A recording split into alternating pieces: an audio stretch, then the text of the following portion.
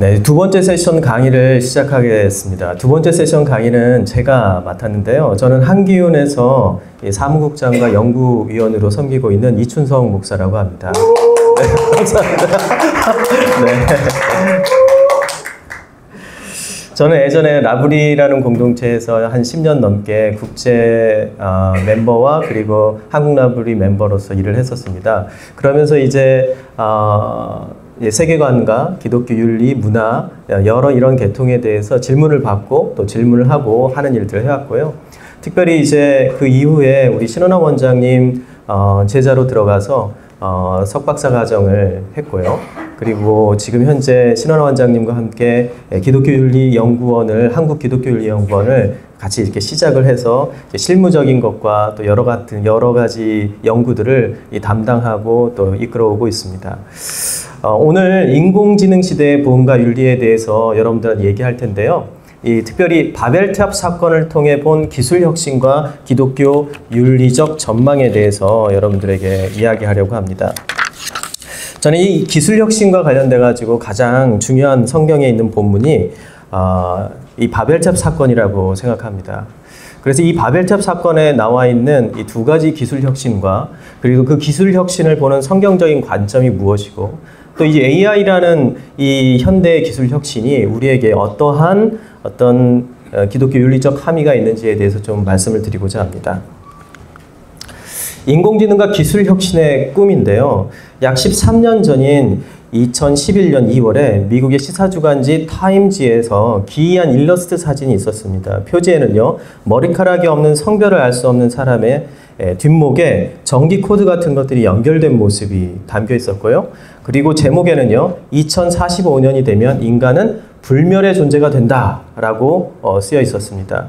이 특집호에는요, 커즈웨일이라는 이 공학자가 소개되고 있었는데요. 바로 이 사진에 나와 있는 사람이 커즈웨일입니다.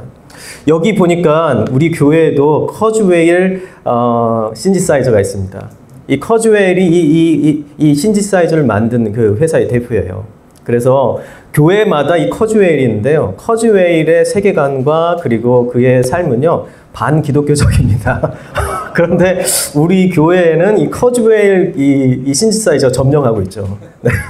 아이러니죠. 네.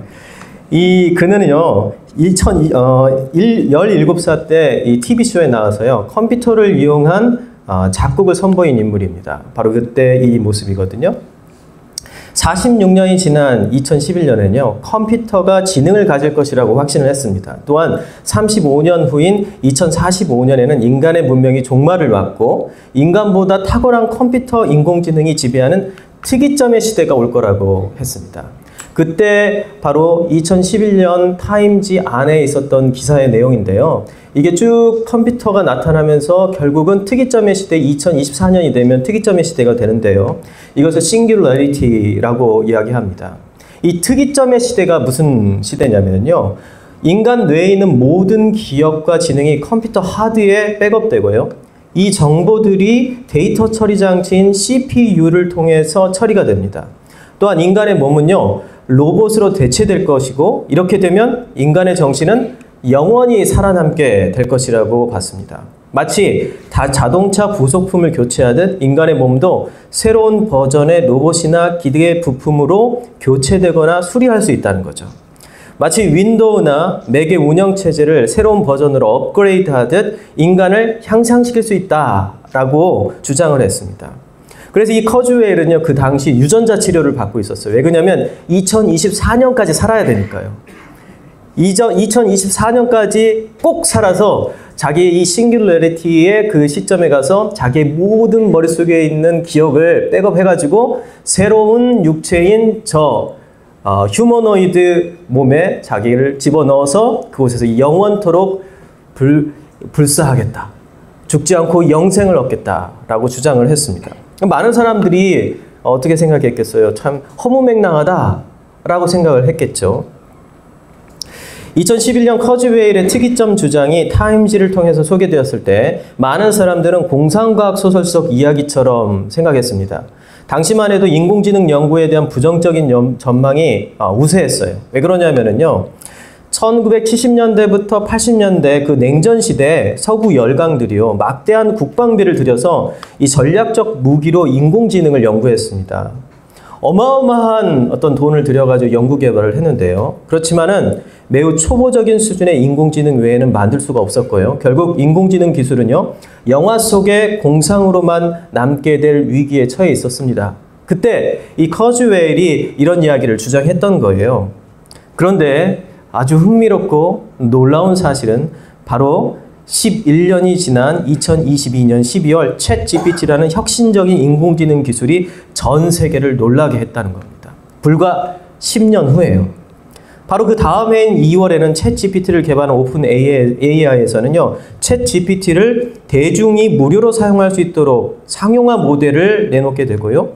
이 인공지능은요, 기본적으로 대화뿐만 아니라 전문적인 지식을 적절한 수준에서 토론할 수 있는 이 사람처럼 대화할 수 있는 그런 능력을 가지고 있었습니다. 상용화 이후에 이것을 사용해 본 사람들은 이 사람들의 그 충격은요, 모든 분야에 미쳤어요. 이것은 어떤 사람에게는 두려움으로 또 다른 사람에게는 새로운 희망으로 다가왔고요. 더욱 놀라운 것은 이 대화형 인공지능의 초기 버전이 발표된 후 1년이 채 안 되어서요, 여러 번의 업그레이드를 통해서 공개된 가장 최신 버전인 GPT-4.5는요, 그림이나 사진을 생성하는 것뿐만 아니라 사람처럼 자연스러운 음성으로 실시간 대화도 가능하게 됐다는 것입니다. 제가 한번 이 시연을 한번 해보도록 하겠습니다. 저는 이 챗 GPT가 나온 다음 이것을 작년 9월부터 사용을 유료 버전으로 사용해서 지금 거의 1년 가까이 지금 이것을 계속 거의 매일 사용하고 있는데요. 제가 한번 제 챗 GPT 4.5에게 한번 물어보도록 하겠습니다.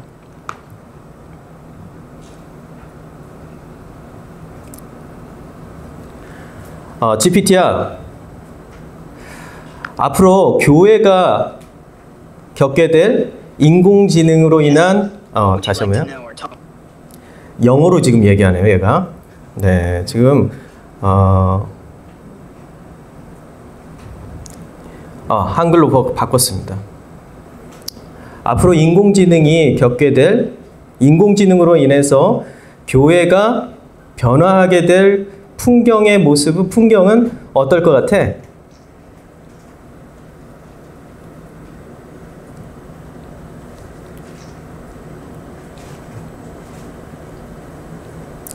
지금 나오고 있습니다.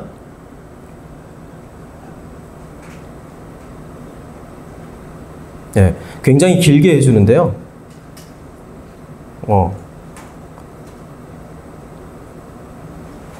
네, 너무 길어서 지금 여기서 끝내도록 하겠습니다. 다시 한번요. 제가 GPT야, 앞으로 인공지능으로 변화될 교회의 모습은 어떨 것 같아? 앞으로 인공지능이 교회에 영향을 미치면서 변화될 모습 흥미로울 것 같아요. 먼저 예배와 교육이 큰 변화를 겪을 수 있어요. AI가 설교나 예배의 일부를 돕거나 심지어 개인 맞춤형 신앙교육 프로그램을 제공할 수 있을 거예요. 예를 들어 각 신도의 신앙 상태와 필요에 맞춰 성경 공부나 설교 내용을 자동으로 조정하는 시스템이 있을 수 있죠. 또한 교회의 행정과 운영도 더 효율적이고 체계적으로 변화할 가능성이 커요. 예를 들어 AI를 통해 신도 관리, 기부 관리, 행사 계획 등이 자동화되면 목회자와 교회 리더들이 더 많은 시간을 신앙적인 지도나 개인적인 교류에 쏟을 수 있게 되겠죠. 하지만 이런 변화에는 윤리적 고민도 따라올 거예요.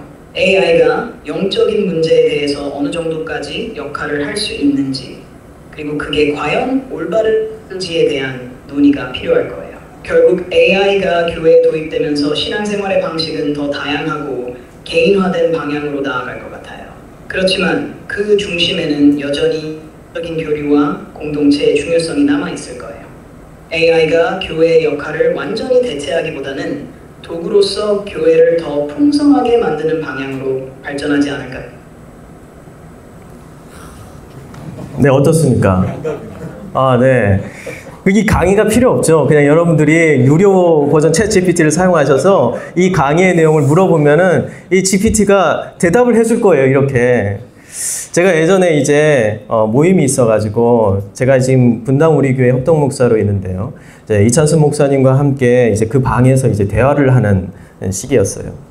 근데 이제 제가 딱 그 자리에 앉아가지고 대화를 하다가 어느 꽃 하나에 집중을 했습니다.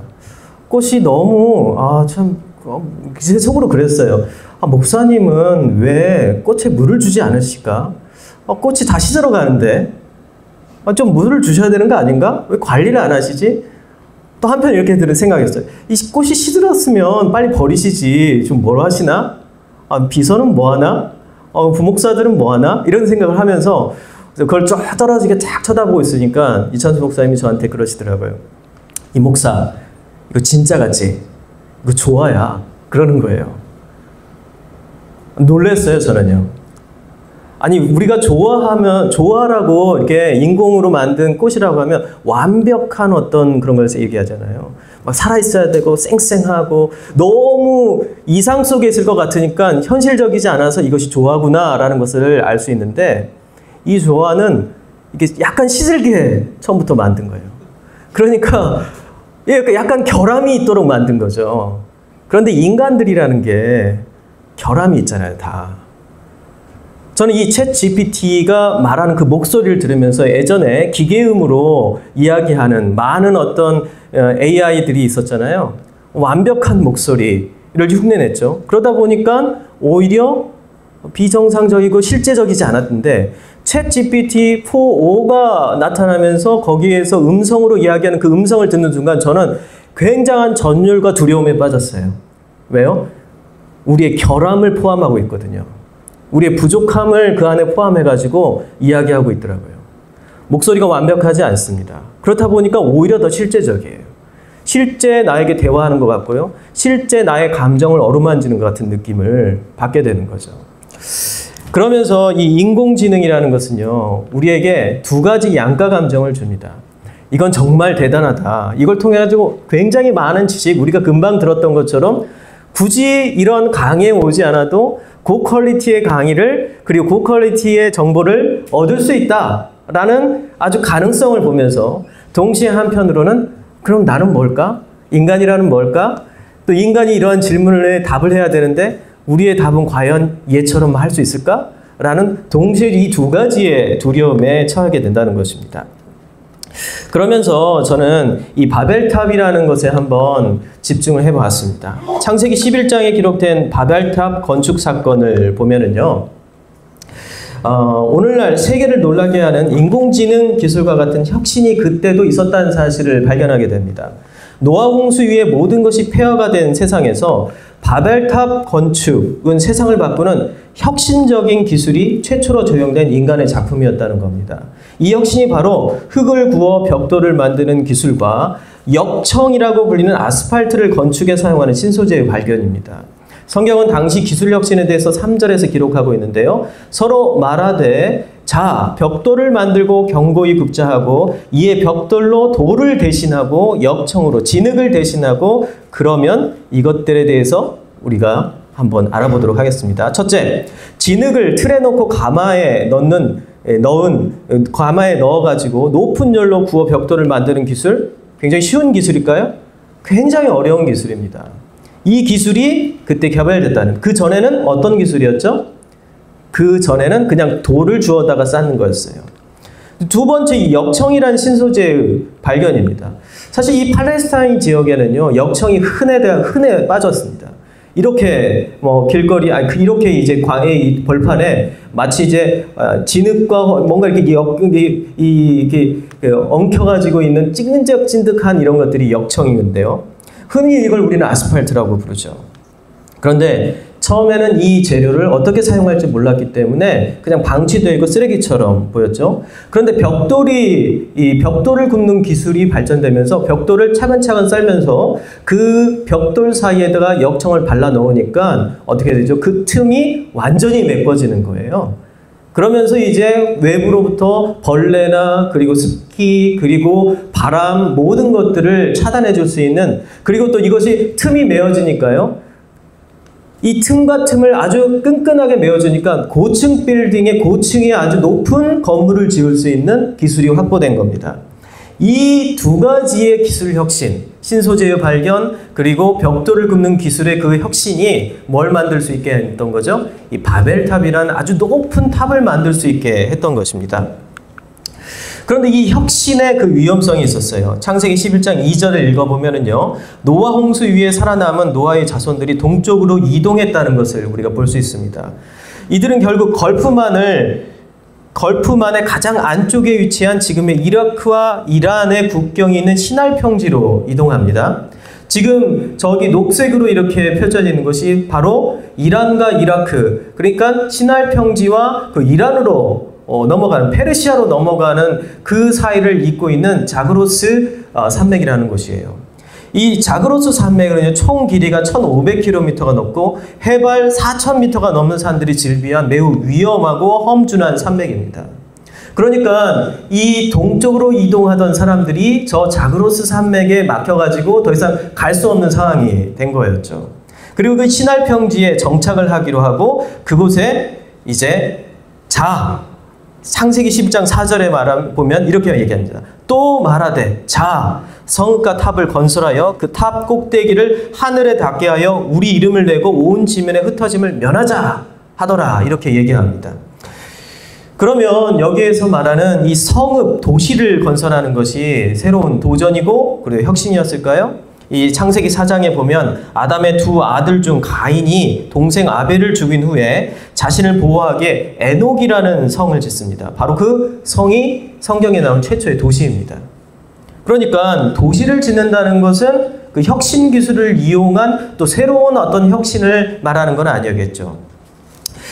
지금도 세계 어느 도시를 가보면요, 그 도시를 랜드마크하는 굉장히 큰 고층 빌딩이 있습니다. 이 고층 빌딩은 바로 이 바벨탑에서도, 이 바벨이라는 도시에서도 동일하게 이 도시를 자리매김하는, 랜드마크하는 굉장히 중요한 거였습니다. 동시에 또 이 바벨탑은요, 이 탑이 높다는 것은 그 도시의 군사력을 상징하기도 했습니다. 지금은요, 우리에게 있어서 뭐가 있죠? 레이더라는 기술이 있지만은 당시에는 레이더가 없기 때문에 외부의 적들을 우리가 알 수 있는 유일한 방법은요, 가장 높은 곳에 올라가는 거예요. 그러니까 가장 높은 탑을 지어가지고 그 높은 탑 위에서 바라보면은요, 이 바벨이라는 도시를 가장 안전하게 지킬 수 있는 것이죠. 이 고대 전쟁과 전투에서 흩어지면 결국 어떻게 되죠? 전투에서 패배하게 됩니다. 그 국가나 민족은 멸망하게 되는 거죠. 그래서 탑으로 번역된 히브리어 미그달은요, 요새화된 망대나 탑을 의미합니다. 이 거대한 망대는 평지의 도시를 지킬 수 있는 가장 중요한 구조물이었던 것이죠. 그러면 그들은 자신의 안전을 위해서 이 건축을 혁신적인 새로운 기술을 모두 다 적용해서 이 바벨탑을 건설했던 것입니다. 그리고 이들은 이렇게 얘기하죠. 하늘에 닿게 하여 라고 얘기합니다. 예를 들어서 가나안을 정탐하던 사람들이 돌아와서 모세에게 가나안을 묘사하면서 이 같은 표현을 씁니다. 또한 하나님도 가나안을 동일하게 묘사하시는데요. 따라서 이 표현은요, 이 하늘에 닿게 하다는 이 표현은요, 하나님을 대적하고 하나님 없이 하나님처럼 살아가는 인간을 그리고 그 사회를 묘사하는 이 성경의 관용적인 어구입니다. 이 시날 평지에 도착한 노아의 후손들은요, 노아가 보여준 방주 신앙에서 이제 떠나는 거죠. 이제 방주 안에 우리 들어가서 하나님이 우리를 도와줘야 된다라고 했는데, 이제 이 시날 평지에 도착한 이 노아의 후손들은 바벨탑을 높이 쌓아서 야, 우리가 하늘에 닿게 하자, 하나님처럼 되자라고 하면서 그 높은 그 망대를 통해 가지고 자신의 안전을 지키기로 한 겁니다. 그게 뭐죠? 기술을 통해서, 기술 혁신을 통해서 하나님으로부터 벗어나고 또 이 기술 혁신을 통해서 자기 자신의 안전을 지킬 수 있는 최고의 어떤 조건을 만드는 거죠.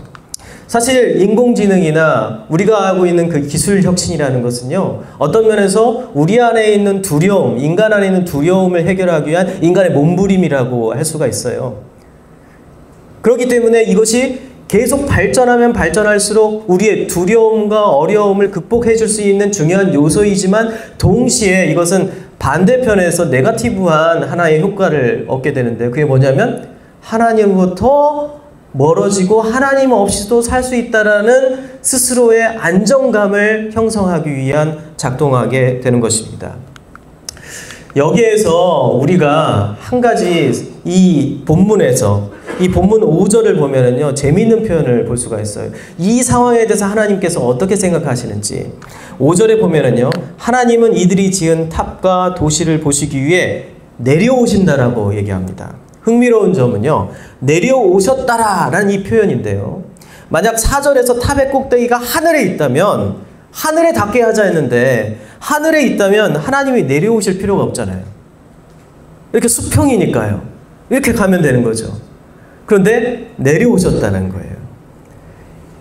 하지만 이러한 아이러니하고 유머스러운 표현을 통해서 성경은 인간의 업적과 기술 혁신, 신기술의 한계를 지적하는 거죠. 아무리 네가 높게 쌓아서 하늘에 닿고 하나님이 있는 곳까지 올라갈 수 있다 하더라도 너희는 내가 내려가야만 그걸 볼 수 있는 곳이 있어. 아무리 몸부림치면서 가도 나는 내려가야만 한참 내려가야만 너희가 지은 그 바벨탑을 볼 수가 있단다 라는 거예요. 인간은 스스로 대단한 업적이며 혁신이라고 생각하고 자신들이 하나님과 같아지거나 하나님을 뛰어넘는 하나님도 할 수 없는 일을 이루었다고 자랑하지만 이는 모두 허세와 허영에 불과하다는 것입니다. 결국 하나님은 인간이 바벨탑을 건설한 것을 중단하도록 결정하시죠. 그리고 마치 하나님이 인간을 막을 수 없는 일이 일어날지도 모른다는 이 불길한 말씀을 또 이상하게 하십니다. 창세기 11장 6절에 보니까요.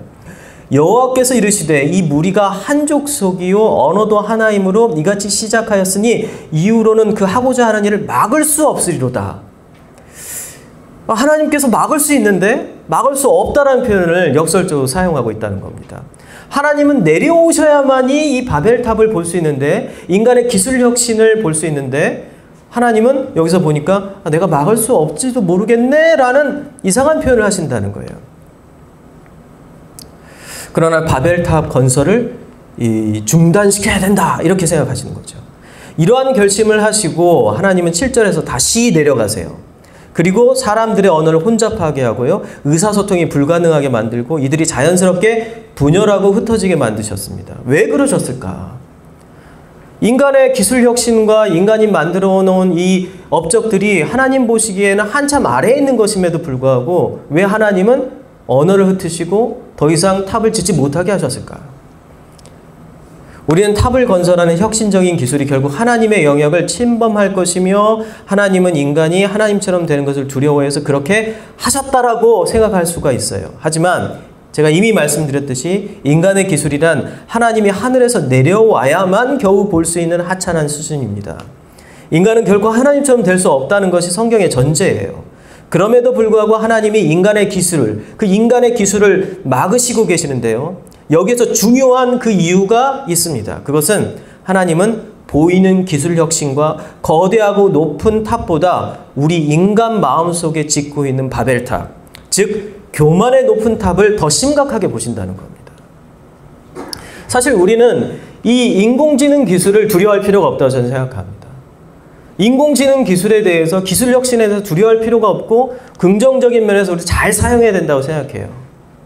그렇지만 우리가 두려워해야 할 것은요, 그 인공지능 기술이라는, 새로운 기술이라는 혁신이 마치 내가 하나님처럼 될 것 같고 내가 신처럼 될 것 같고 내가 뭔가 대단한 사람이 될 것 같고 이 기술을 먼저 사용하고 그리고 많이 접하고 그리고 이것에 대해서 좀 더 효과적으로 효용적으로 사용하면은 내가 다른 사람들보다 더 높아질 것 같다라고 생각하는 우리 안에 교만한 마음을 하나님은 더 문제 삼는다는 것입니다. 바벨이란 도시에 모인 사람들이 지은 탑은요, 현재의 기준으로 볼 때 한참 못 미치는 기술과 재료죠. 하지만 하늘을 넘어서는 높은 건축물에 대한 인간의 욕망은요, 바벨탑 이후로 한 번도 낮아진 적이 없습니다. 하나님처럼 높아지는 것, 아니 하나님을 넘어서는 것, 이것이 인간의 높아진 마음의 바벨탑이죠. 하나님이 내려오신 이유는 이러한 인간의 보이지 않는 교만의 고층 빌딩과 기술 혁신이 인간을 구원할 것이라는 그 믿는 그 거짓 신앙을 무너뜨리기 위함입니다. 그래야만 이들이 하나님을 찾고 참된 신앙으로 회개할 수 있는 것이죠. 복음이라는 것은 인공지능 기술과 새로운 기술 혁신과 SNS와 소셜 네트워크와 그리고 스마트폰 기술과 수많은 기술 혁신들과 기술들이 우리에게 쏟아지고 있지만 여전히 그 안에서 중요한 것은 우리의 교만한 마음을 꺾고 여전히 하나님이 필요하다는 사실을 하나님께서는 우리로 하여금 찾도록 만드시고 계신다는 겁니다. 그래서요, 어떻게 하죠? 다시 내려오신 하나님은 인간을 흩으시죠. 인간이 바벨탑을 지은 이유가 4절에 나오는데 온 지면의 흩어짐을 면하자라는 그 말에서 흩어지지 않는 강력한 도시를 만들고자 했던 겁니다. 그러나 하나님은 이들을 흩으세요. 그렇게 해서 하나님은 인간이 하나님을 보지 않으면, 하나님을 찾지 않으면 살 수 없는 존재가 되게 만드십니다. 결국 이 흩으신 사람들 중에서 하나님은 오직 하나님만을 의지하고 믿는 믿음의 한 사람을 찾으시는데요. 그리고 그를 통해서 위대한 구원의 꿈을 펼치시는데요. 그가 바로 이스라엘의 조상이며 예수 그리스도를 믿는 모든 자들의 조상인 믿음의 사람 아브라함입니다. 저는 이제 이러한 어떤 이 성경의 구조를 보면서 기술 혁신에 대해서 우리가 어떻게 활용해야 될지에 대해서 이 자리에서 더 많이 이야기하고, 동시에 이 활용을 통해서 어떤 면에서는 두려움보다 기대를 가지고 이 일에 접근하면서, 동시에 그것이 우리로 하여금 나를 교만하게 만들거나 내가 남들보다 더 이 기술을 활용해서 남들보다 더 높아질 수 있고 더 나은 설교를 할 수 있고 더 나은 사역을 할 수 있고 더 나은 복음 전도를 할 수 있다라고 생각하는 착각에 빠지지 않게 해야 된다는 겁니다. 본문의 마지막 구절을 보면요, 그러므로 그 이름을 바벨이라 하니 이는 여호와께서 거기서 온 땅의 언어를 혼잡하게 하셨습니다. 여호와께서 거기서 그들을 온 지면에 흩으셨더라, 이렇게 얘기합니다. 사실 우리가 지금까지 바벨탑이라고 불러온 탑과 도시는 이 사건이 일어난 후 하나님이 지으신 이름입니다. 이 바벨이라는 이름은요, 바벨이란 이름은요, 바벨론 제국, 바벨론 등의 고유 명사로 많이 알려져 있지만 성경은 바벨이란 이름의 원래의 뜻을 이야기하는데 그것은 바로 혼동, 혼란입니다. 카오스입니다. 이는 이들이 하나의 언어를 사용하다가 언어가 달라지면서 겪게 된 혼란의 상태를 의미하기도 하지만 이들이 추구했던 인위적인 안전과 구원의 허구를 고발하고 있는 것이기도 합니다. 인간이 신기술과 혁신을 통해 추구했던 흩어지지 않으려 하는 그 목표는요, 결국 의사소통의 문제로 허물어져 버리죠. 이 사건을 통해서 하나님은 당시 바벨탑을 건설했던 노아의 후손들과 지금 이 사건을 잊고 있는 우리에게 무엇인가를 가르치고 계시는데요. 하나님은 이 바벨탑 사건을 통해서 안전하고 튼튼한 건축물과 현대 기술이 없어서 사람들이 혼동과 공허, 혼란 속에 고통받는 것이 아니라는 것을 지금 가르쳐주고 계십니다. 인간의 혼동과 혼란, 공허, 고통, 불안은요, 모두 하나님이 없기 때문에 일어나는 것이라는 거예요. 하나님이 없기 때문에 일어나는 것이라는 겁니다. 야, 우리가 언어가 흩었기 때문에 이 바벨탑을 못 지은 거야 라고 하나님 탓을 우리는 돌릴 수 있지만, 하나님은요, 너희들의 혼란과 그리고 흩어짐과 고통과 불안과 두려움, 이 모두는 하나님 없이 이 일을 하려고 했기 때문이야 라고 얘기한다는 것입니다. 지금 현재 일어나고 있는 인공지능 기술들, 우리 장영하 교수님이 저한테 이런 얘기를 했어요.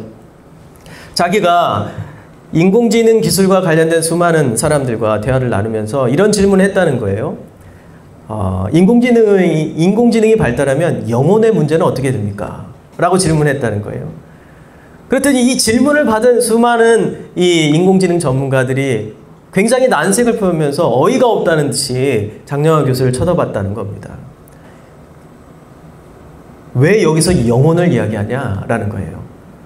영혼은 없는데 왜 인공지능에 영혼에 대한 이야기를 끼어드냐 이거죠. 이 세상이 나아가는 방향은요, 영혼에 대해서 인공지능과 어떠한 커넥션도 없다라고 얘기하고 그것과 관계없이 영적인 세계와는 아무 관계없이 움직이고 있습니다.